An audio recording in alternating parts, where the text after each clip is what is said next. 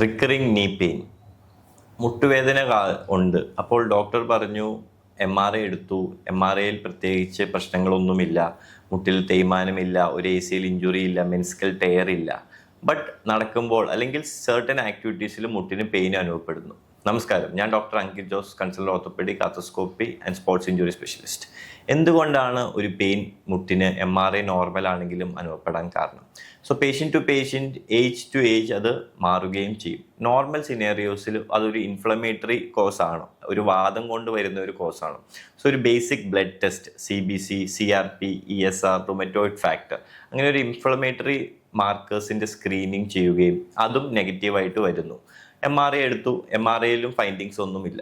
അപ്പോൾ നമ്മളുള്ളത് പേഷ്യൻറ്റിൻ്റെ body mass index, ഈ ഒരു ബോഡി വെയ്റ്റ് താങ്ങാനുള്ള സ്ട്രെങ്ത് ക്വാഡ്രിസെപ്സിനുണ്ടോ, ആ മുട്ടിനുണ്ടോ, അത് ഒരു ഇമ്പോർട്ടൻറ്റ് ക്രൈറ്റീരിയ ആവണം. എന്തെങ്കിലും ഒരു റീസെൻ്റ് ആക്ടിവിറ്റി, എന്തുകൊണ്ടാണ് ആ പെയിൻ വന്നത്? All of A sudden sedentary ആയ ഒരു ഡെസ്ക് ജോബ് ചെയ്യുന്ന ഒരാൾ ഒരു ദിവസം തീരുമാനിച്ചു ഞാൻ മാരത്തോൺ റൺ ചെയ്യുകയും, അല്ലെങ്കിൽ എനിക്കൊരു ഹൈറോക്സ് അല്ലെങ്കിൽ ഒരു ഡബിൾ സർക്യൂട്ട്, ഒരു ഹൈ ഇൻറ്റൻസിറ്റി പ്രോഗ്രാം അറ്റൻഡ് ചെയ്യണമെന്ന് തീരുമാനിച്ചു. ഓൾ ഓഫ് എ സഡൻ അതിനു വേണ്ടി ട്രെയിനിങ് സ്റ്റാർട്ട് ചെയ്തു. സോ ആ ഒരു ട്രെയിനിങ് സ്റ്റാർട്ട് ചെയ്തതിൻ്റെ ഒരു പ്രശ്നമാവാം.